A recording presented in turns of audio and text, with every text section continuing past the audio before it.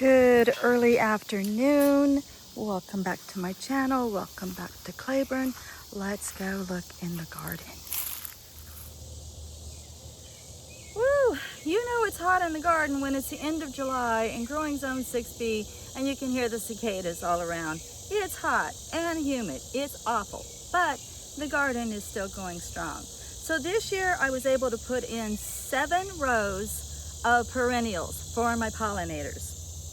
And in the other garden, which I'm not going to go through today, I put in Black-Eyed Susan, which the pollinators don't really pay that much attention to, but I love them for their striking, very deep, dark, rich centers, and then their brilliant orange yellow petals, and they just look so beautiful as a late season flower throughout the garden. So I planted those. And then we also have, okay, sorry. So as I was saying, I planted pale purple echinacea or pale purple coneflower, and I planted Black-Eyed Susan and bee balm. I really didn't need the bee balm, but that's okay. It's such a favorite from the bees and all of the pollinators really. So I feel like I can never have too much bee balm. And in fact, this entire garden was mostly goldenrod and bee balm when I first started it, when it was wild.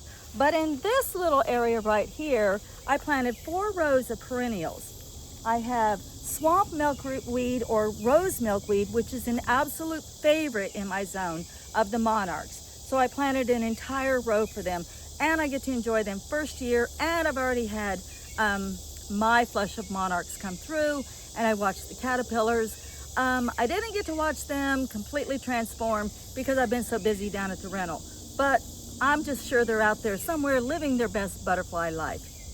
And then right below them was cardinal flower, which I guess I'm not going to see until next year.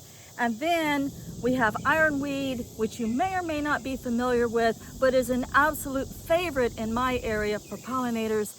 And finally, I have purple echinacea or Echinacea purpurea, which is another variant of the pale purple echinacea.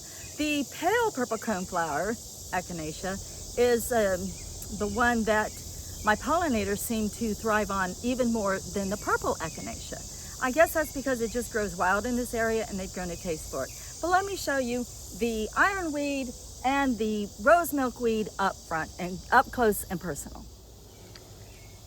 So this is the beautiful swamp milkweed or rose milkweed. I first met this plant when I moved here, and it was growing in the ditches, and I had no idea what this flower was. I just knew it looked really interesting. And then when I learned that it's a favorite in my area for monarchs, even more than the orange variety, the tuberosa, this one just seemed to be a favorite. And so this is the one I decided to grow even more than the orange. I do have some of the orange variety that is much lower to the ground and much smaller, but out here in my zone and way out in the country where I can grow really tall flowers, thankfully, this just seems to be a personal favorite of the monarchs, as well as many of the other pollinators. And it does get pretty tall, about 3.5, 4 feet tall. And you can see it's really, really thriving out here. All of these long pointed leaves are part of the rose milkweed or swamp milkweed. As far as the scent, it has a very delicate fragrance. It's just very soft, but when I'm in the garden, the greenery of the garden sort of overwhelms this. It's not strong like a lily, for instance. And then we also have the ironweed, which is going to bloom out this year. I met ironweed actually in my driveway when it was late season and it started blooming. And I noticed that all my butterflies left my zinnia and went straight for the ironweed. So it's a first year plant. Let me see if I can find you some to show it to you in full bloom. Their leaves are a lot like the swamp milkweed, except if you look, there, let me get out of this. They're more sawtooth.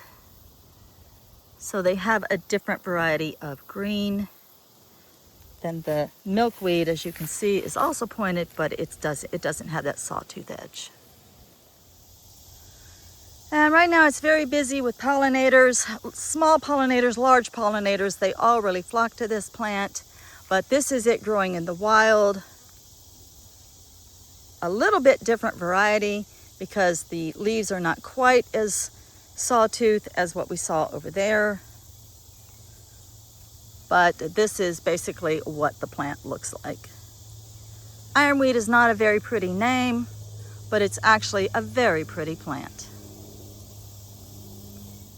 And then I'll end out this video with my gourds that are literally never ending. And I'm trying to get them to follow this lead. We'll see. I keep moving them back towards it because they want to go out in the road. But let me show you some close-ups of the baby gourds that I have. And now we're down here in the gourd zone. This is where all the fairies and gnomes live that hang out in my garden. I can't wait to see these. Let me see if I can give you a reference. There, you can kind of see a reference to their size. Aren't those so cool? This is like a fun mix of gourd. So I'll have to see what they actually become before I can seed save and relabel them. These are not the birdhouse gourds. Those are on the other side. There's a few more back over in there. And yes, they're completely out of control, wild and whimsical, and they want to head out to the mailbox and then out in the middle of the road and then circle back around and maybe go down to the neighbors, and I don't know where they're going to end up. We'll see. All right, guys. Much love and light and whimsy. Blessed be.